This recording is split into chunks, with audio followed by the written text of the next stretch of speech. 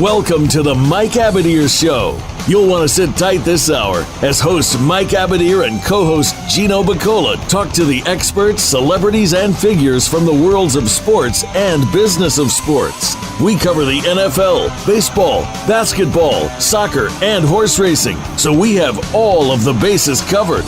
Now, we just need your participation. Here is your host, Mike Abadir.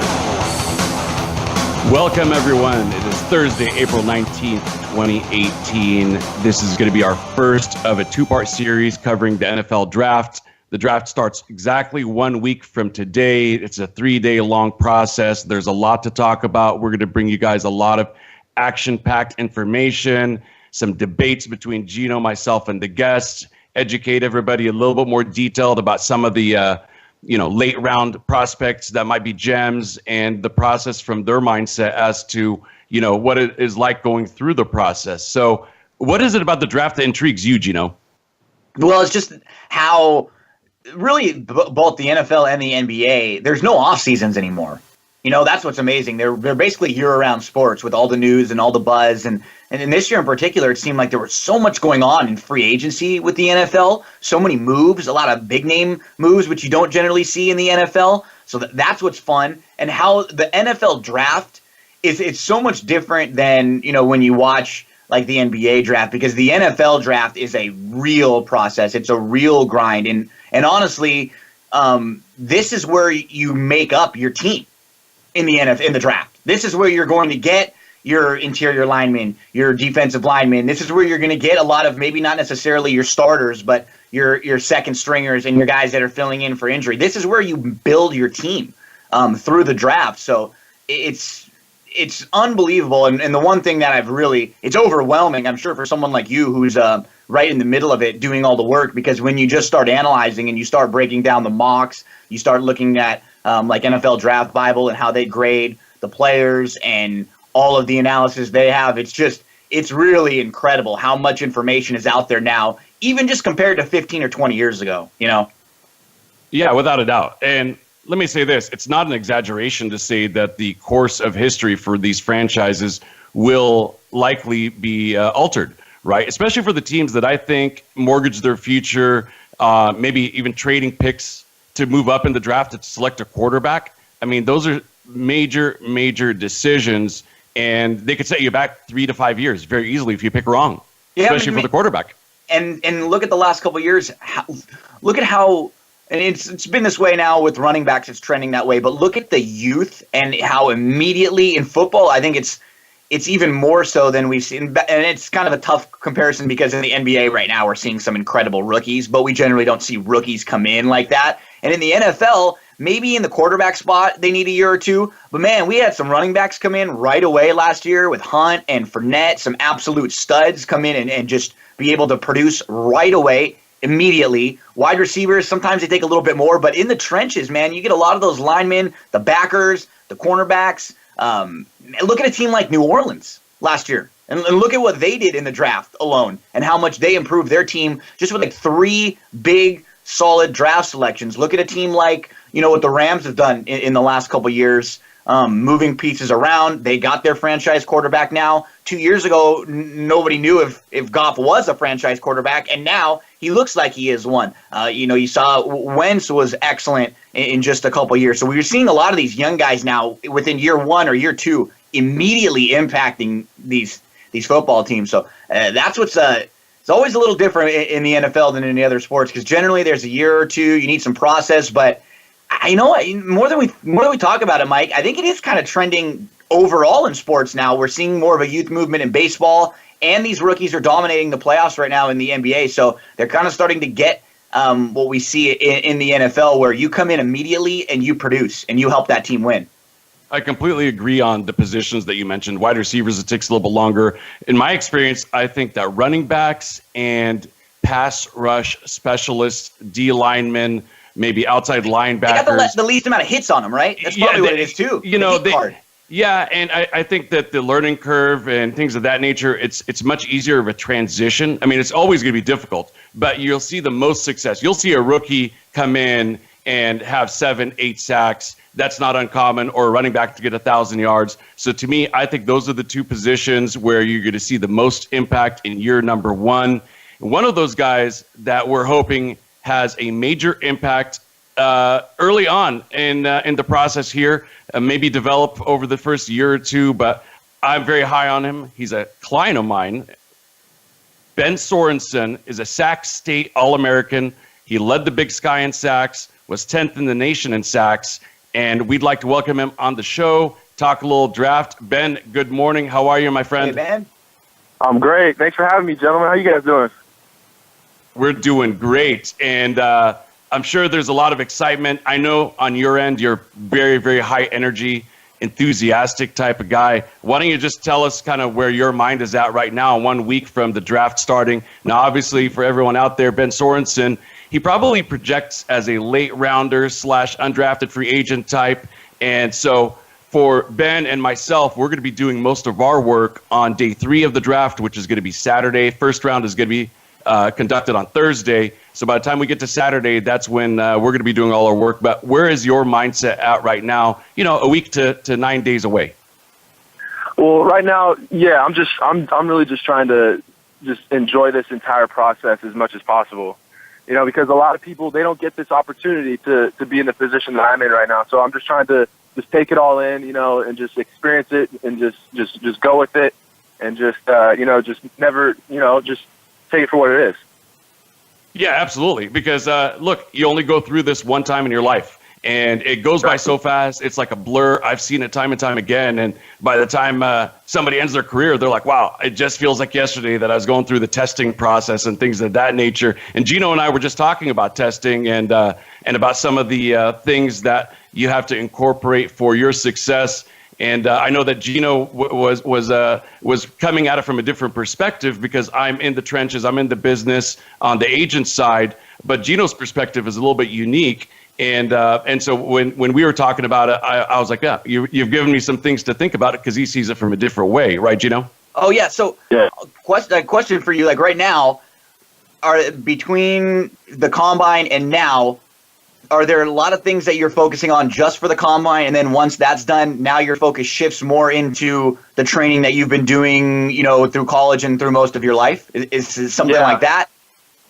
Yeah, most definitely. I mean, for getting ready for pro day and everything, it's more like you're getting ready for a track meet. You're not really training for football specific stuff because you got to be able to jump far, you got to be able to jump high, you got to run fast, all these different agility drills. And now that that's all over, I can shift my training more to like the football side of things. And now I've been getting a lot more technique work, a lot more pass rush fundamental work, a lot more run stop work. So I can focus more on different things in my game that are going to improve my game as a football player rather than just an athlete, which is what I needed to do for the pro day. Of all of this process so far, and I'm sure in the last few years you kind of had it in your mind the way you thought it was going to be. Anything, it doesn't really matter what positive or negative, I'm always curious. Did anything really surprise you as far as like your interactions with the teams, even your preparation with the training? Was there anything that kind of took you by surprise in a positive, in a negative? How bigger these guys are, or even, wow, I think I'm ready. I actually fit here. What was like the, as you're going through the process, anything that was just kind of out of the norm for you? Not a whole lot, it's pretty much been everything that I've expected. I feel like that means your guy prepared you well, Mikey Abadir did, right? Exactly. Yeah. Mike's done a great job of preparing me. Also, my trainer over in Sacramento, his name's Mike Johnson at Playmakers Elite. He's done a great job of getting me ready. And he also hooked me up with a guy named Chris Marshall, who founded this company called Mad Society Mental Skills Training. And he a lot of guys focus on just getting ready as an athlete, but the brain, you got to train the brain too, and you got to get your mind right for all these different situations and for different things that are going to come with, with this whole pro day and this whole professional pursuit. So, Chris, he definitely helped me out a lot in that aspect of just getting the mental side of things in order too. Yeah, and that's a pretty key component of this is kind of your mental preparation and how you approach this. There's no manual. You can't really like Google how do you turn pro, and there's no manual that gives you a step-by-step guide as to, how to turn pro. So, I think the support is pretty critical. And like Gino was mentioning and Ben was acknowledging, as an agent, I try to equip you with, as much information as possible, guide you along the way, prepare you for things. And let me tell you, Gino, Ben has really soaked in everything that I've told him. Our conversations don't need to be lengthy. He's a very cerebral guy, so the conversations can be brief because he grasps on everything and runs with it. So it's been really a pleasure to work with Ben thus far, and we're looking forward to some success and having some fun together. Now, in terms of projecting in the NFL, most of the scouts that have evaluated you, Ben, they keep saying that you fit best in a 3-4 system. From a player's perspective, why don't you share with our audience why it is that you fit best in a 3-4 system? 3-4 mainly because I'm a guy who can rush the passer very, very effectively. That's how I had a lot of success in college. But I also had the versatility to be able to drop back into coverage and cover a running back out of the backfield or a tight end, or I could cover guys. I'm athletic enough to be able to do that. So I feel like, they're projecting me as a 3-4 outside linebacker, but I can also play 4-3 defensive end. And I feel like that versatility is going to ultimately just help me out a lot in finding a home in the NFL. Yeah, and you beat me on the punch to my next question, which was going to be, tell us how you could fit into a 4-3, and I think you answered that pretty well. It's all about the versatility and the athleticism, and that's why I was high on you from day number one. I think that's why scouts are high on you as well. I already know that whichever team lands you is going to have a diamond in the rough, so to speak. And we've seen it year in, year out, where late round players and undrafted free agents make such a huge impact.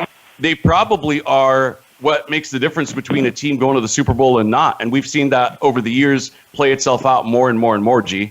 Yeah, and the depth is the key, too. We were just talking about it before Ben joined us. The last few years in particular, we've seen so many injuries, particularly in the trenches. I think you can never have too many guys coming in on the defensive end, especially on the defensive line. So, Ben, okay, let's be honest now.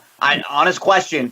Give me a couple squads where not necessarily just based on where they are or the organization. Who do you think a couple teams that you might fit really well with? Who's a team that you can maybe envision yourself based on how their defense runs or their coaching, or maybe the location is in a warmer area? Where's somewhere that you think you could really maybe give us a couple that could be maybe even your dream end up spots? Well, I think that I would fit best with any team that wants to take me. I want to go in and just I don't care where it is. I just want to play football, and I want to contribute to team success. I don't have any preference really. If a team's willing to take me and we're trying to win games, I'm down.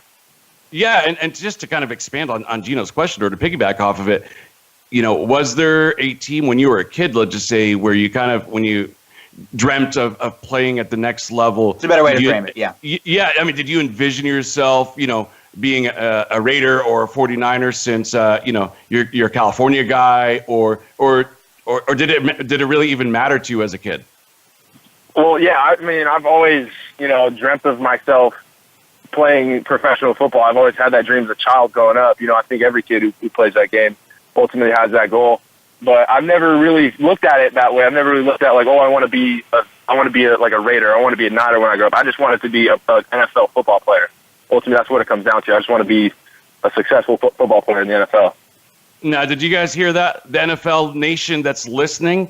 So any team that's out there, any of my buddies that are scouts, see, this is a guy who will fit anywhere. He'll contribute, and he's got the right attitude. He doesn't have any preset judgmental blocks or anything of that nature. So, I'm looking forward to these teams making the right move, bringing Ben Sorensen in. Obviously, the right attitude. Yeah, I had to give you a little bit of a plug there, but everyone out there can see it's very evident that Ben has the right attitude. He's coming in humble and hungry, and I think those are the two keys for any young player entering this business.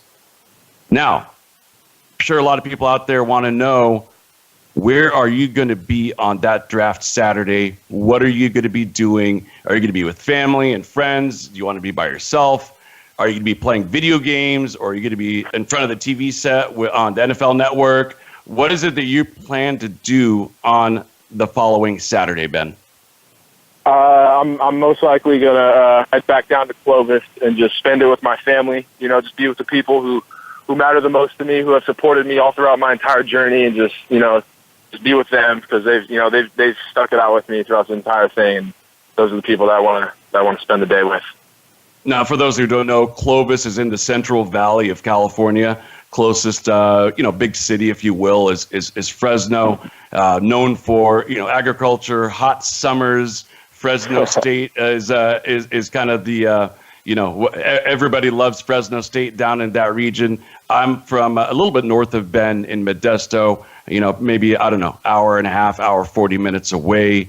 So from my perspective, selfishly, I'd love to see you on one of these California teams. Obviously, from a business perspective, we're going to be happy seeing you anywhere. Rookie minicamp is around the corner. And to kind of go back to a question that Gino posed earlier in terms of preparation and the differences between, your combine testing preparation and getting ready for rookie minicamp, do you have any, feeling of excitement?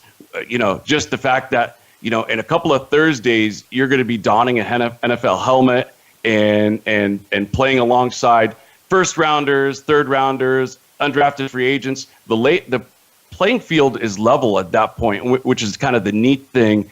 Once you get there, it doesn't matter your label. Everybody's just an NFL player on the whatever team it is, the Raiders or whatnot. But what are your thoughts and emotions thinking about that specifically? Yeah, I'm excited for it. I feel like I'm prepared to, because I feel like a lot of guys when they first go into the NFL, they get kind of starstruck a little bit. Like, oh, there's this guy, there's that guy. But I feel like I'm mentally prepared enough to just be like, okay, I'm here, I'm ready to do this. I'm one of the guys who's going to contribute to this team. We're all on the same playing field now, as you said. Doesn't matter if you're a first round pick, undrafted free agent. You're all here. And it's whoever's going to be the best guy is going to get the spot, and I'm excited to go in there and earn a spot. Yeah, that's the competitor in you, and I think that's one of the things also that really stands out is how competitive Ben is. So, when you're at that next level and we bring you back, we're going to ask you, what are your favorite memories of year number one so far? So let's take everybody back. Give us your favorite college memory. Oh, man, my favorite, well, I probably have two of them. But my number one favorite is definitely beating UC Davis my senior year, because that's a huge rivalry game. It's always good to go out, end your college career with a win. And obviously ending it with a win against UC Davis was huge for me. And then my second favorite was playing at Fresno State in their stadium my junior year, just because, all of my entire town was there. All my family was at the game. They all had T-shirts made for me, or tailgate and stuff. And that was really great just to have them come out and be able to watch me play at a big stadium that I grew up going to a lot, That's awesome, man. Well, there you guys have it. Ben Sorensen, Sac State All-American, NFL draft prospect. Ben, why don't you tell us where we can follow you? Give us your plugs for any people that kind of want to track your journey moving forward from here. Where can people find you? Yeah, my Instagram is bsorensen98, and Twitter is the same thing. bsorensen98, and Sorensen has two E's, yep. not O's. So once again, Ben Sorensen, we thank you very much. Thanks, man. We will definitely update you guys out there as to his progress and bring him back maybe after rookie minicamp. Give us a inside information type description as to how that all went. So Ben, thank you very much. Good luck to you, my man, and we will talk to you soon.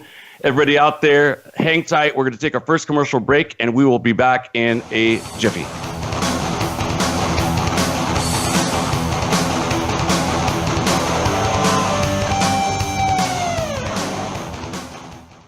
Think you've seen everything there is to see in online television? Let us surprise you. Visit voiceamerica.tv today for sports, health, business, and more on demand 24/7. If you're looking for more information on firearms and the shooting sports, check out Taking Stock with Kelly McMillan. Kelly is the owner of McMillan Fiberglass Stocks with over 40 years of experience. Now he's ready to share some industry luminaries and their perspectives with you. If you're interested in firearms, whether it be for shooting, for fun, competition, hunting, or self-defense, Kelly is here to share his wisdom and experience. Listen live for Taking Stock with Kelly McMillan, Fridays at 11 a.m. Pacific Time, 2 p.m. Eastern Time on the Voice America Sports Channel. Want to experience football from the perspective of two former players who also have coaching experience? Tune in to Sports Info UM with Daryl Oliver and Sam Sword. We'll talk about the drafts, play-by-play, and even what's happening in the offseason.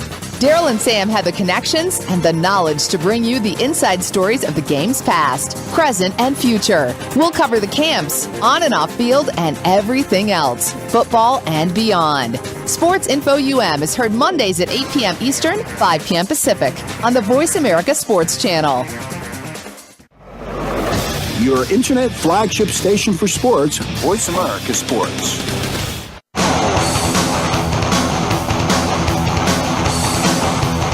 This is the Mike Abadir Show. If you want to call in today, we can be reached at 1-888-346-9144. That's 1-888-346-9144. Or send an email to mike@themikeabadirshow.com. Now, back to this week's program. Back here for segment 2 on the Mike Abadir Show. Gino Bacola here with you, and we just got done with a nice interview with Ben Sorensen, future NFLer. The client of Mike Abadir is here. Mikey, the one thing I think you can immediately tell when you talk to Ben, man, he's got a great attitude. I love his attitude. He doesn't care who, what, when. He just wants to get on the field, and he just wants to play some football. Got such a great attitude. It's really been a pleasure working for Ben because of that. He's so enthusiastic, very high energy. You know, he really brings it on and off the field, and he's really well composed. It doesn't sound like a player that's entering into the NFL. It sounds like somebody that's been around the block for a little bit, doesn't he? Oh, yeah, he does sound very mature, very veteran. It's funny. He says you've done a good job coaching him because he says the right things. He just does. You know, he knows right now what his spot is. He's not trying to be too flashy, trying to be too controversial. He just wants to do what's asked of him and just kind of knock it out of the park. You know, I like that attitude right now, and I think when he gets on when he gets in with someone, they're gonna like that attitude immediately. And that's one thing is that, you know, what we've learned is there are a lot of talented players in the NBA, in the NFL, in Major League Baseball. And man, the difference between being good and great, between being, you know, mediocre and good, between being an everyday player, it's not that much in talent. It's the little things like opportunity, attitude, getting people that believe in you. Those are the key. You know, it's right place, right time, little things like that. And when you get put in a good spot and you can really capitalize, and Ben seems like that kind of guy that when he gets the opportunity, he's just going to really run with it. Oh, no doubt, man. I mean, you're exactly right. All of these guys that are in the NFL or MLB or NBA, you know, they're all, you know, they all have the measurables, right? So they have the right size, for talent. Yep, exactly. Yeah. Right size for their position, speed, strength, hand-eye coordination, you name it. The separator really is what's going on between the ears. You know, that's kind of why, you know, some of the best players in each of their sports are guys like Mookie Betts and Steph Curry, guys who look like average people, you know, size-wise. You know, you don't look at them and say, oh, that must be a professional athlete. But what's between their ears is remarkable. You know, if you take their brain and put it into just about anybody that's got some athleticism, they're going to be competitive and good. You know, I mean... Were you listening to? I don't know if you watched the Sunday night baseball game when this week Bartolo had a perfect game against the Astros going into the 8th inning, and they were talking about that on the broadcast. Why Bartolo Colon has kind of had a cult following the last couple of years, and why people love Jose Altuve so much. It's because they look at them and they say, "Hey, that guy kind of looks like me." You know, he's not a big 6'8" stud athlete who I could never be that big, or, you know, but he works really, really hard. He's got a great attitude. I might be able to, you know, and you can just relate. And it's funny that you said that, because it reminded me the other day of seeing guys that are just a little bit more relatable. You hear them talk, you understand, and that was what they were talking about the other day with Bart Rollo, who was pitching very well. And I know you had to mention Mookie Betts at some point because I was going to wait. I was like, we're not talking much about baseball today, but I know Mike's going to have to get into Red Sox at some point because they are playing so well right now. So take your 10 seconds and gloat. How pumped are you about the first few weeks for the Red Sox? It's one of the best 15-game starts in Major League history. So, I mean, what more can I really say? Their pitching has been fantastic. Their hitting has just erupted in a big, big way. Home runs are coming in bunches. I mentioned last week that they had 3 grand slams so far in the first 10, 12 games. They had 0 all of last year. Well, the grand slam tracker is now a 4, and they're getting fantastic defensive play all the way around. I don't know exactly how many errors they have, but I know through the first 9, 10 games, they had 0, and they're playing really good team ball. It seems like there's good chemistry. Cora's doing a fantastic job, and I'm absolutely loving it, man. I'm loving every moment of it. It's almost at a point now where I'm kind of like, hey, I wonder if they'll go 162. You're starting to get ahead of yourself a little bit now. Yeah, like when they lose, now you're like, what? They lost? Or when they're down, you're like, what? This team's not supposed to be down. But great start for the Red Sox. And for a lot of us Dodger fans that were freaking out, we quietly had a pretty good week. We've won 4 in a row now, back up to 8 and 9. And we had a really fun series coming up this weekend.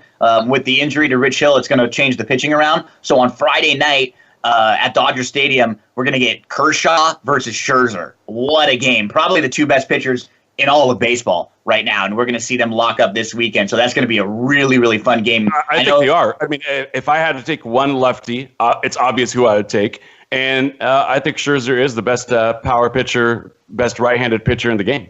Yeah, in the last 2 years, I think Scherzer's been a little bit better, especially during the regular season. I think he's just thrown more innings. His stats have been he's had more strikeouts. They've just been a little bit more dominant. Kershaw's on the splits is usually a little bit better with his ERA and WHIP. Some of his peripherals usually a bit better. But yeah, I think those are the top 2. I'd like to throw Sale into the equation. Statistically, during the regular season, he's right up there. He's pretty freakish. I agree. But I need to see it in the postseason a little bit. He's probably still about a year or 2 behind them. They've probably done it maybe a little bit longer. But yeah, you can't really complain with Sale over there. And so what we've started to see now too in baseball, Mikey, is the big boys struggled out of the box. A lot of the big squads, the Dodgers, the Cubs, the Nationals, even the Yankees, a lot of the teams that were favored, and now they're starting to come back to life a little bit. We got to remember this is a marathon season. A lot of these teams that were good, that were projected to be good this year, means they were probably good last year, which means they probably played a little bit longer into the postseason than more teams, which means they get a delayed start to their year this year. So that generally means, you're a little bit behind in spring training. You're not in quite as good a shape. Takes a few more weeks into the season, a couple more reps to get the average going, to see the ball, to make your throws. And I think we're starting to see that now with the better teams starting to pick things up. So I'd imagine in the next couple weeks you'll probably see even more from the Dodgers, the Nationals. Houston's been quietly playing really well too, and Ohtani actually got blown up a little bit the other night for the first time, but I think they said he has an injury and he should be okay. So, speaking of injuries, I think 2 of those teams that you just mentioned are minus maybe their best hitter or one of their best hitters in obviously Turner with the Dodgers and Daniel Murphy with the Nationals. I mean, that guy quietly puts up like 340 every single year, and I absolutely cannot wait until he comes back because he's on my fantasy team and my pitching is really good and my hitting has been dismal. So I need Daniel Murphy to come back, please. Yeah, Murphy's the guy that when you play against Murphy, especially in the playoffs, you are terrified of him. Yeah, he absolutely rakes. Terrified. You think he's going to get a hit every single time he's playing. So you know what I got to say, for the first few weeks of the year, I know you and I are baseball fans, but it's been a pretty fun start to the season. There's been a lot of games postponed, but there are some really good storylines this year, some good youth, and when you have a lot of teams that are supposed to be good, it fits for good storylines because whether or not they win, these are teams that people know the players on, they know the stars, and they're going to be watching these games. So it's like anything. When they win, people get mad, and when they get upset, everybody loves to root for the underdog. And I think this year it's going to be a very good baseball season all the way through. Yeah, I think so. I don't remember an early first 2 weeks of the season that have matched this one in I agree. terms There's of a lot of storylines. There's a lot of buzz. Storylines, buzz, excitement, enthusiasm. It seems like baseball's kind of on the uptick again. Which is crazy because right now you're in the middle of the NHL playoffs. We just saw, how about Vegas sweep the Kings? The first ever expansion franchise team to not only win a playoff game or series, to sweep in a playoff series. That's incredible for what they did. And the Kings have been a very good franchise the last few years. That's unbelievable. And we've had a fun, we dove into it a little bit last week, but we've had a fun week in the NBA playoffs to start. We saw LeBron get crushed in their game one. He got beat up. We've had some fun series, a couple games between Portland and New Orleans, just like we thought. That 3-6 matchup was one that you even mentioned that was going to be fun. And we've seen New Orleans and Drew Holiday just kind of dominate the guards from Portland so far. Lillier and McCollum, we haven't seen much from them. And it's been a good NBA first round. That first weekend, that Saturday, Sunday last weekend, we had good games all throughout the day. A lot of times these first round series are blowouts and they're not really fun, but I think with the parity in the regular season, it has kind of splashed over into the playoffs now. We saw so many teams that were separated by just a couple games. And so, you look at a series like OKC and Utah, it's not really an upset when one team beats the other. They were only separated by a game in the regular season. Well, let me get your take on this then, because you follow the NBA very closely, very knowledgeable about the each of the franchises, especially the playoff teams. So do you think it is more about that we underestimated the Pacers, or is it that Cleveland is just not that good? I'll give you the cop-out answer. It's a combination of both. I do think that Indiana is very well coached, and Indiana has some pretty solid role players. If you took Oladipo and then you took LeBron off, and then you started to draft players from each team, you'd probably go Kevin Love as your next player. And then after that, you might go 2 or 3 guys from Indiana. You might go Miles Turner, maybe even a Thaddeus Young, a Collison if he's healthy, Bogdanovich. Those players are all the same caliber as the role players that are on Cleveland that they made the trades for the George Hills and the Clarksons and even J.R. Smith and Larry Nance Jr. They're all solid role players, but there's really no stars. I'm a little disappointed. Clarkson hasn't gotten a lot of time. He, to me, was a scoring type guy who I thought could take over a game or two here and there. We saw LeBron yesterday score the first 16 points to a game. I don't think I've ever seen anybody dominate a game quite like he was doing yesterday. But what's scary about that, Mike, is you get this incredible performance from LeBron where he goes 46 points, 12 rebounds, 5 assists. He literally scored the first 16 points of the game. They were beating up Indiana. They were up by 15 in the first quarter at home. They only win that game by 3. And when you hear LeBron at the end of the game, he was pissed off when they interviewed him. He was mad. Like, we gave up an open 3. We were lucky to win this game. They very easily could have won it. Hey, I've never seen somebody win a game, score 46, and be so upset afterwards. And the one thing I think he knows, he's got to know that if others don't, step up, he's not going to be able to win every single game single-handedly. I don't think at this stage of his career. Physically, he can't do it. He just doesn't. I mean, you could see him after he went that hard. There were spots where you'd watch him. He was having to pick and choose his spots. Like, he can't make the track down blocks and steals like he used to on defense, where he runs down the full court. Oladipo had one of those, and he beat him.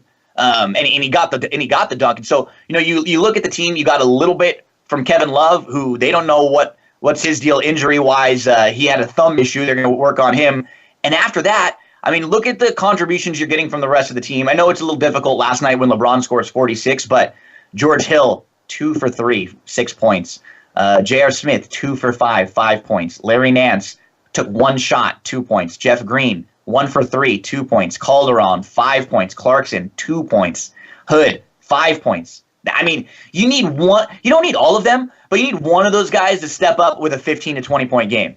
And that's why they made those trades. Like, it could be Hood one night. It could be Clarkson one night. Maybe one night you're getting good contributions from Nance with, loose balls and putting them back in. But if all of these guys simultaneously are not stepping up and not giving them anything, Cleveland is in some real trouble because they got to go to Indiana now and play 2 games on the road. How many games have they played together? 30 since the trade? I mean, is that enough to really gel as a team? And you got to remember, a lot of those games weren't with Kevin Love. He's only been back for a couple of weeks. So a lot of those games were with LeBron, and the new guys were without Kevin Love in the mix, which really changes the way you're going to play. Of course. How many games have they played together with all of them? Maybe how many 10 shots? 15?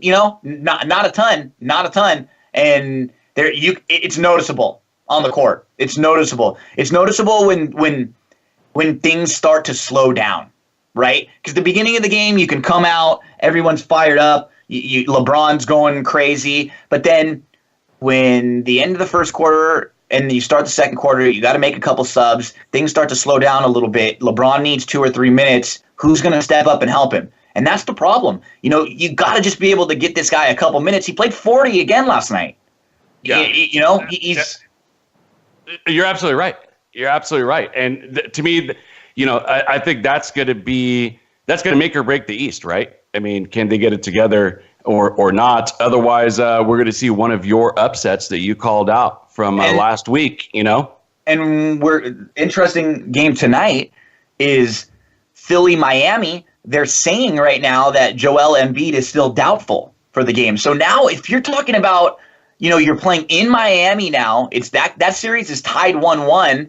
They seem like they figured out how to kind of stop Ben Simmons a little bit. They were really up in him. Justice Winslow was defending him from coast to coast, up in his grill, just completely trying to lock him down, not giving him an ounce of space. Yeah, and how good was Dwayne Wade the other night? And, oh, man, he was playoff Wade. He was just incredible. They were telling stories about how much better shape he's been in since getting back to Miami. They do body fat tests every couple days, so they kind of shame you. They body shame you over there with the Heat. If your like body fat is getting up at all, they're going to call you out. You're going to know it every couple days. So he's just been an incredible shape, and he looks back to old D Wade. Again, it's not one of those things that he's going to be able to pull out every night, but he could do this maybe 2 times in a series.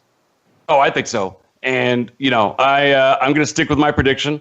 Obviously, having seen a couple of games, I feel pretty confident that Miami is going to upset the 76ers. I still think that they're a few years away. They made huge progress this year.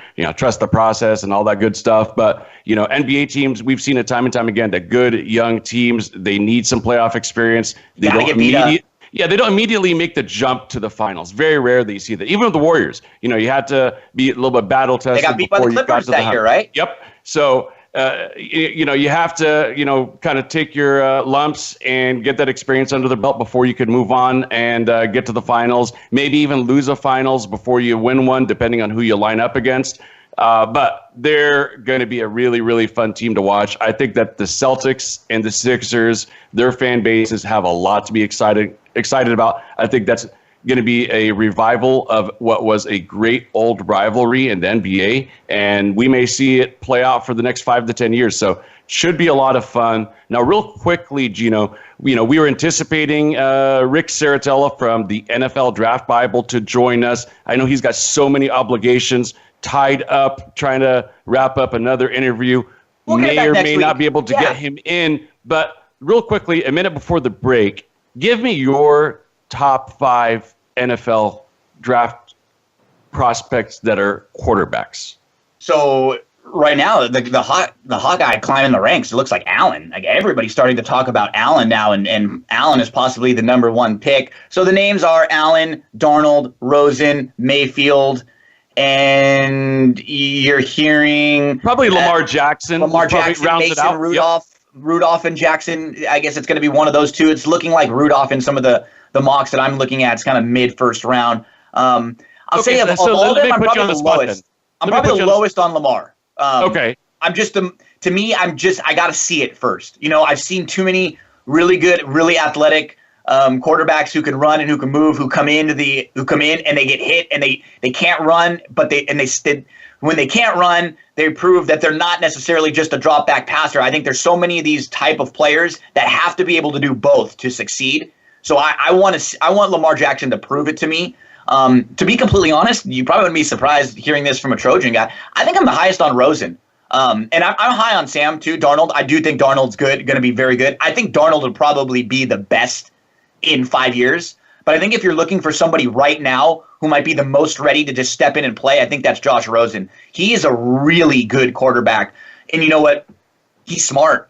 People don't like some of the things that he says because he's been brought up differently. He's never really had to worry about money.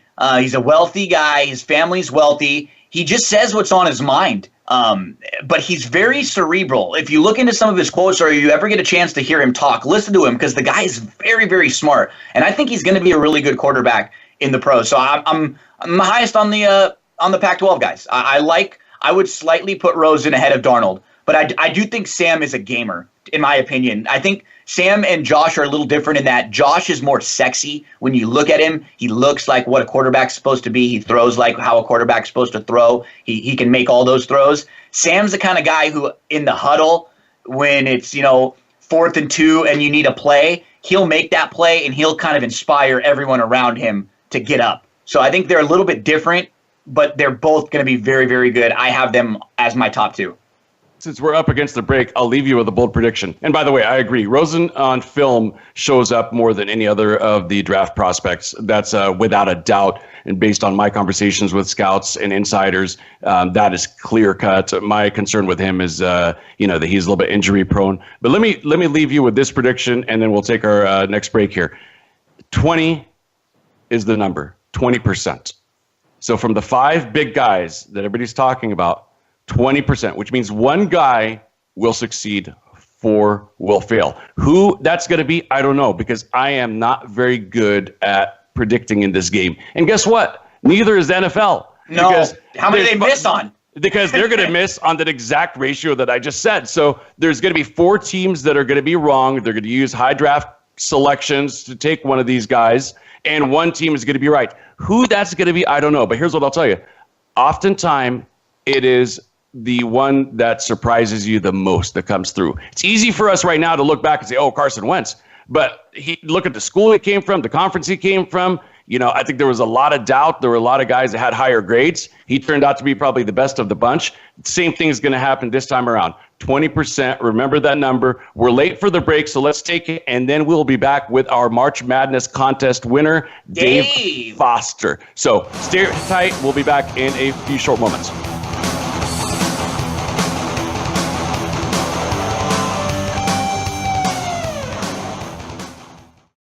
Become our friend on Facebook. Post your thoughts about our shows and network on our timeline. Visit facebook.com/Voice America. Okay, sports fans, here's your opportunity to discuss football, America's favorite sport. On an annual basis, millions of people attend, watch, and listen to football, both pro and college. Ray Ellis Sports, an internet talk radio show, was developed with the fan in mind. Join host, former Philadelphia Eagles and Cleveland Browns strong safety Ray Ellis on Voice America Sports every Tuesday at 1 p.m. Pacific for exciting, interactive football discussions from the fans' perspective. Tune in every Tuesday at 1 p.m. Pacific to Ray Ellis Sports right here on the Voice America Network, and let's talk football. We're talking big game adventures this week on The Revolution with Jim and Trav. While most seasons are still months away, that doesn't mean we can't start preparing for our fall pursuits right now. Joining us is Jana Waller, host of Skullbound TV, Derek Ratliff, president and founder of Horizon Firearms, plus Tom and Nick of Become One. It's presented by Outdoor Channel, Sportsman Channel, World Fishing Network, and My Outdoor TV. Friday afternoons at 1 Pacific Time on the Voice America Sports Channel. Your internet flagship station for sports, Voice America Sports.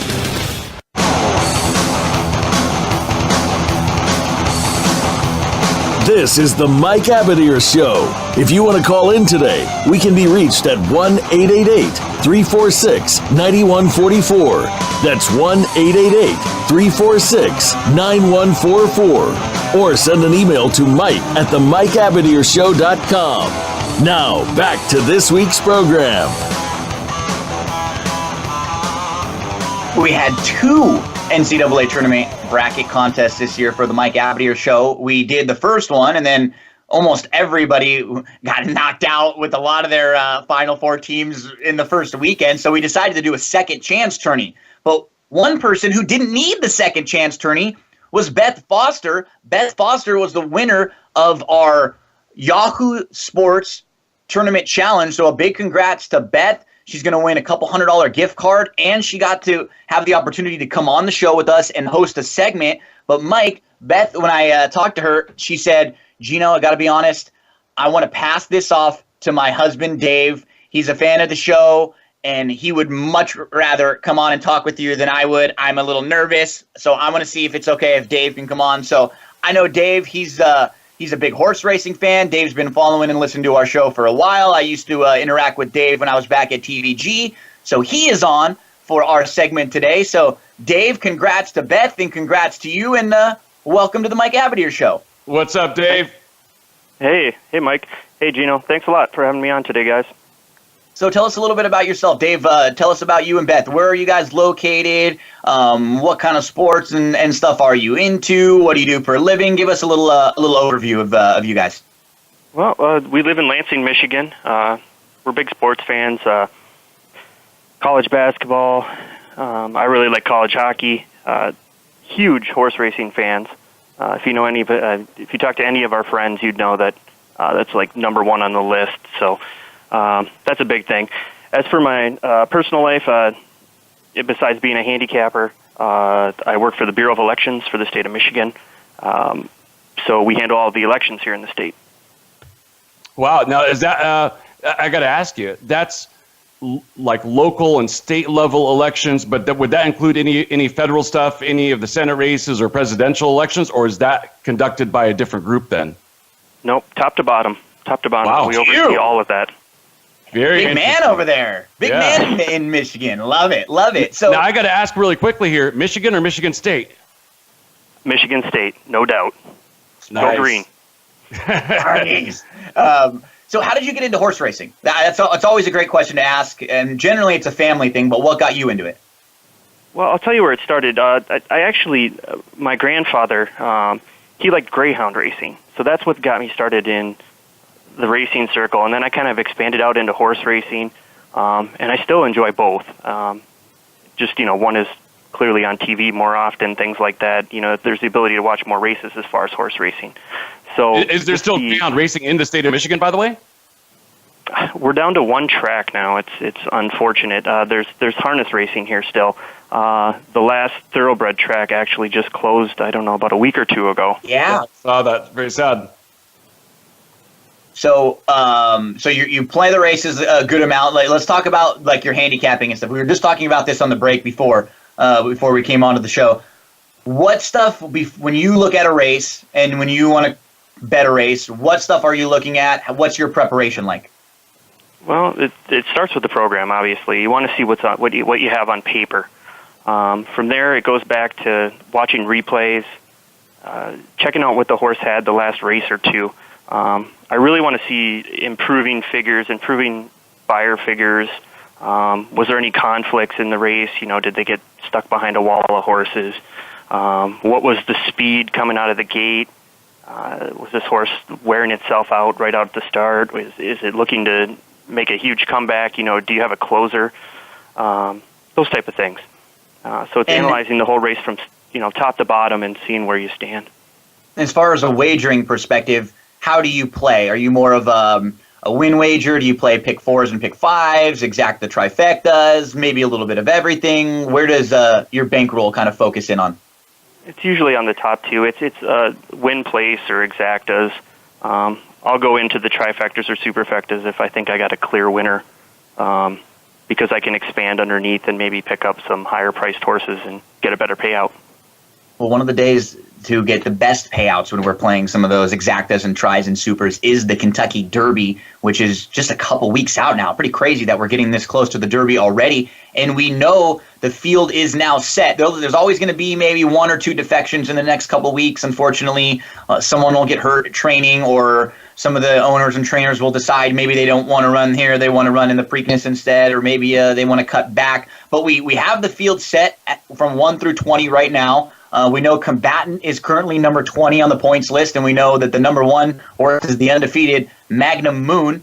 So we've got about 7 or 8 minutes left. Let's kind of go through some of these Derby horses, and we can kind of jump into who you like, or if you want to post any questions for us. Kind of right off the top, we have Magnum Moon, Good Magic, Audible, and those are going to be probably 3 of the top, I'd say 5 or 6 betting choices. Going through them, who are you high on? Who are you not? Who are horses that you're curious on? Going to give us some of your overview of this field right now. Sure, sounds good. I'll start with Audible. He's my top choice. He's been on my watch list for a long time and hasn't moved out of that top spot. He's out of Into Mischief. Seems to always have a race, a quality race. He finishes strong.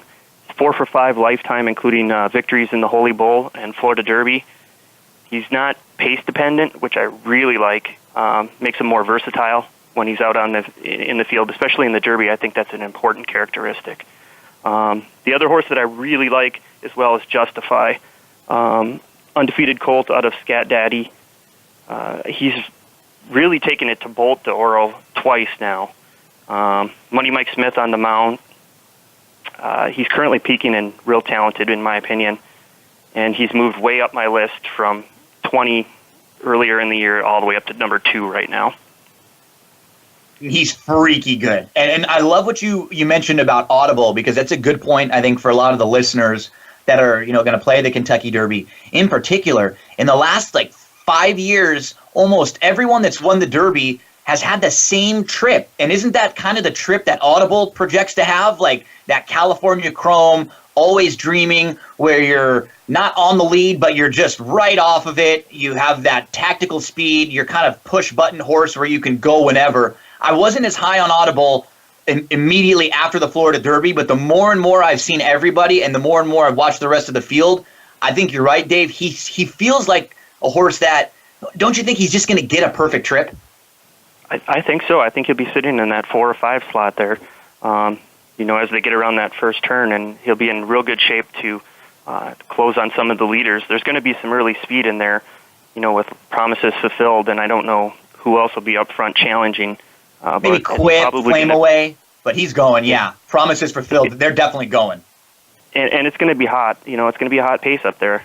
I think we might have lacked that a couple times in the Derby of recent, but it's gonna be fast paced.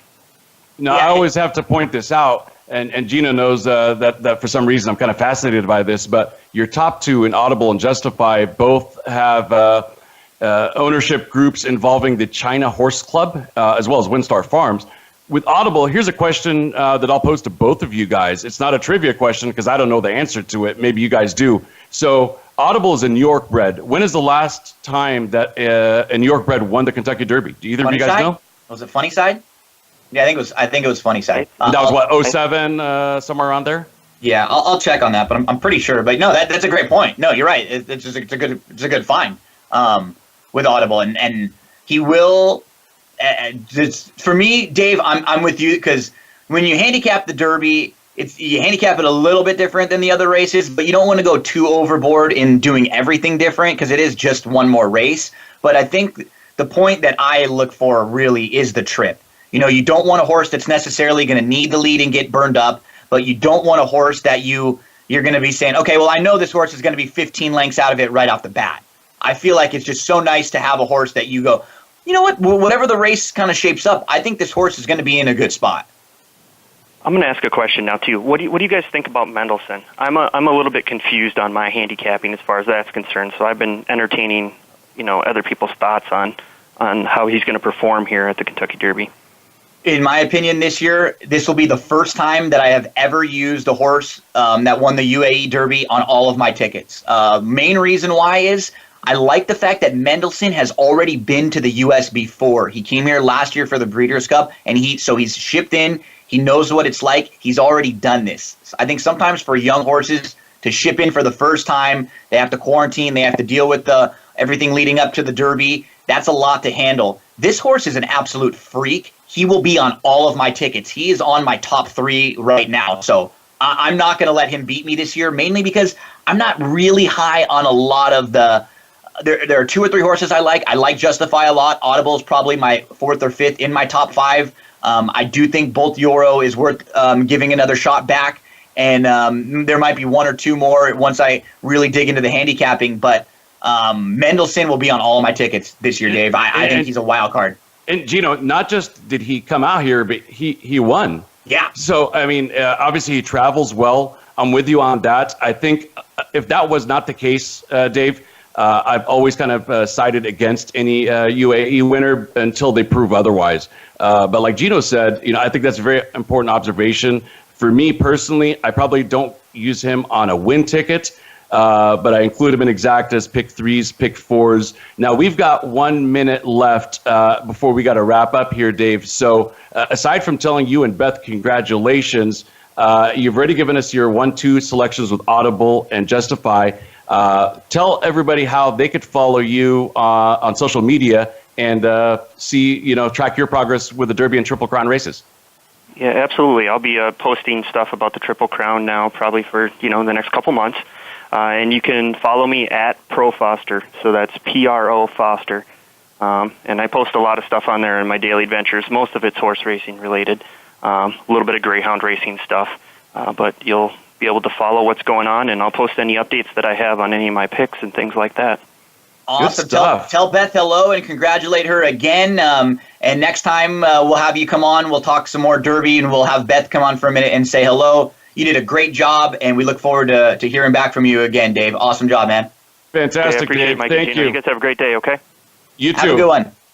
That's good stuff. Yeah, man, he's sharp. You could tell immediately, and I imagined when he said he wanted to talk Derby, he knew what he was talking about. You know what I mean? He's not someone that doesn't know the races and doesn't put the time in. So great job by Dave, awesome job by Beth, and a really good interview from Ben earlier on today, man. I'm excited for Ben's progress. Yep, good stuff there. So thank you for listening, everyone, and we will continue on the NFL draft topic next week. Have a great sports weekend. Goodbye. Thanks for joining us this week for the Mike Abadir Show. Please tune in again next Thursday at 2 p.m. Eastern Time and 11 a.m. Pacific Time for another show with Mike and his co-host, Gino Bacola, on the Voice America Sports Channel. Have a great week.